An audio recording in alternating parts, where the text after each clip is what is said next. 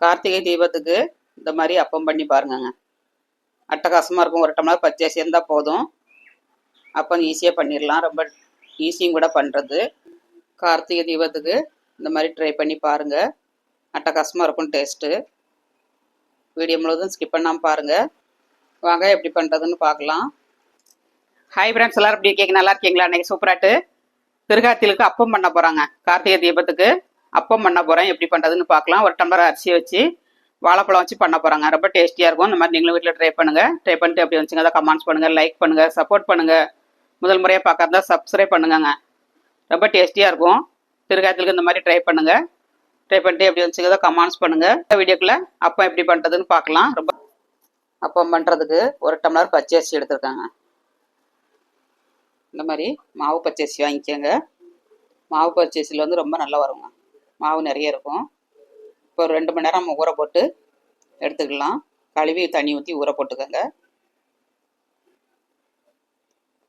இப்போ வெல்லம் காய்ச்சிக்கலாங்க. 2 மணி நேரம் ஆயிடுச்சு. வெல்லத்தை காய்ச்சி வச்சுட்டு நம்ம மாவு அரைச்சிக்கலாம். 1 டம்ளர் அரிசி எடுத்தேன். 3/4 டம்ளர் வெல்லம் எடுத்துக்கிடணும். ஒரு 2-3 ஸ்பூன் தண்ணி ஊற்றினா போதும். ரொம்ப தண்ணி ஊற்றாதீங்க. இப்போ நல்லா கொதிச்சிருச்சு. பாகுபதம் எதுவும் தேவையில்லை. நம்ம வெல்லம் கரைஞ்சாலே போதும். இதை ஆற வச்சு நம்ம அரிசி மாவில் விட்டு அரைச்சி எடுத்துக்கணுங்க. அரிசியும் நல்லா ஊறிடுச்சு.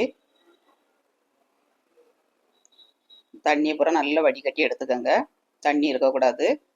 நம்ம வெல்லத்தை ஊற்றி தான் நம்ம அரைக்க போகிறோம். அதனால தண்ணி எதுவும் ஆட் பண்ணக்கூடாது. காணலைன்னா லாஸ்ட்டில் ஆட் பண்ணிடலாம்.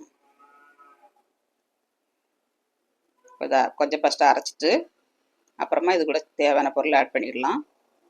ஒரு 4 ஏலக்காய், ஒரு பிஞ்சு அளவு சோடா போட்டிருக்கேன், ஒரு வாழைப்பழங்க. 2 மணி நேரம் 3 மணி நேரம் புளிக்க வச்சு பண்ணதாக இருந்தால் சோடாப்பு ஆட் பண்ணாண்டாம். உடனே நம்ம பண்ணதாக இருந்தால் ஒரு பிஞ்சு அளவு போட்டுக்கோங்க. ரொம்ப போடாண்டாம். ஒரு வாழைப்பழங்க, செவ்வாழைப்பழம் போட்டிருக்கேன். நீங்கள் எந்த பழம்னாலும் ஆட் பண்ணிடலாம். டேஸ்ட் ரொம்ப நல்லாயிருக்கும். வாழைப்பழம் வச்சு பண்ணிங்கன்னா இந்த மாதிரி சின்னதாக கட் பண்ணி போட்டுக்கோங்க. இப்போ வெள்ளை பாகம் வந்து நம்ம வடிகட்டி எடுத்துக்கலாம். உள்ளம் ஊற்றி அரைச்சிடணுங்க. இந்த மாதிரி சலடையில் வச்சு வடிகட்டி எடுத்துக்கோங்க. வடிகட்டி எடுத்தாச்சு. ஒரு பவுல் தேங்காய் போட்டிருக்கேங்க. 3/4 டம்ளர் தேங்காய் போட்டிருக்கேன். துருவன தேங்காய். இதையும் அரைச்சி எடுத்துக்கலாம். தண்ணி எதுவும் நான் ஆட் பண்ணலை. லாஸ்ட்டில் நமக்கு தண்ணி தேவைன்னா நம்ம கொஞ்சோண்டு ஆட் பண்ணிக்கலாங்க. ஒரு 10 நிமிஷம் மூடி வச்சுட்டு நம்ம போட்டு எடுத்துக்கலாம். நான் உடனே போடுறதுனால கொஞ்சோண்டு சோடா ஆட் பண்ணியிருக்கேன். தேங்காய் வந்து நம்ம பொடிசாக கட் பண்ணி போட்டோம்னா ரொம்ப நல்லாயிருக்குங்க. நெய்யிலே வறுத்து போடுங்க, ரொம்ப நல்லாயிருக்கும். நெய் விட்டு வறுத்துக்கோங்க.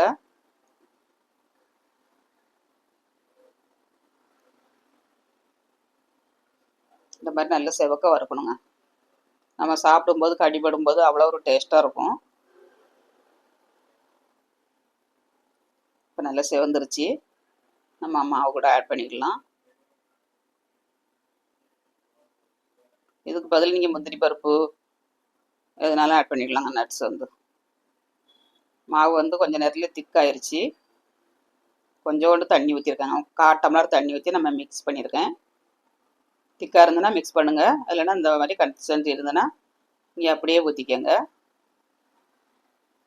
இப்போ அடுப்பை ஆன் பண்ணிவிட்டு பணியாரக்குழியை அடுப்பை வச்சுக்கலாம்.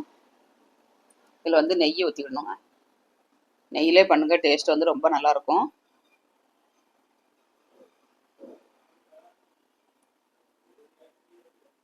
நெய் ஆட் பண்ணியாச்சு. மாவு ஆட் பண்ணிடலாம்.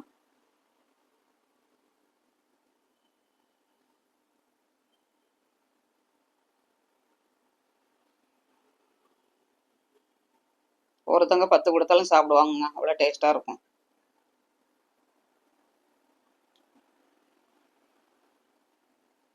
மாவு ஊற்றியாச்சு. கொஞ்சம் வெந்ததுக்கப்புறம் நம்ம அப்படி திருப்பி போட்டு விடணுங்க. ஒரு 5 நிமிஷம் வேக விடணும். நம்ம அடுப்பை சிம்மில் வச்சு வெந்ததுக்கப்புறம் இந்த மாதிரி திருப்பி விட்டுக்கோங்க. எப்படி நல்ல ஃப்ளப்பியாக இருக்குது பாருங்கள். டேஸ்ட்டும் சும்மா அல்டிமேட்டாக இருக்குங்க. திருப்பி போட்டாச்சு. ஒரு 3 நிமிஷம் வேக விட்டு நம்ம எடுத்துக்கலாம். ஃபஸ்ட்டு வேகிறதுக்கு தான் நேரம் ஆகும், அப்புறம் சீக்கிரமாக வந்துடும். எல்லாத்தையும் எடுத்தாச்சுங்க.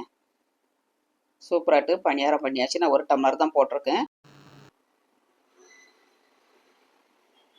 எவ்வளோ ஈஸியாக பண்ணியாச்சு பாருங்கள்.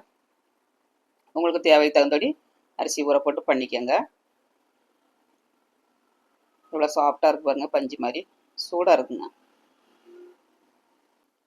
சுட சுட அப்போ ரெடிங்க. இதை வந்து எண்ணெயிலையும் ஊற்றி எடுக்கலாம், பணியாரக்குழிலையும் ஊற்றி எடுக்கலாங்க. சூப்பராட்டு கார்த்திகை தீபத்துக்கு அப்பம் பண்ணியாச்சுங்க. இந்த மாதிரி நீங்களும் ட்ரை பண்ணுங்கள். ட்ரை பண்ணிட்டு எப்படி இருந்துச்சுங்க தான் கமெண்ட்ஸ் பண்ணுங்கள், லைக் பண்ணுங்கள், சப்போர்ட் பண்ணுங்கள். மீண்டும் நெக்ஸ்ட் வீடியோவில் சந்திப்போம். பாய்.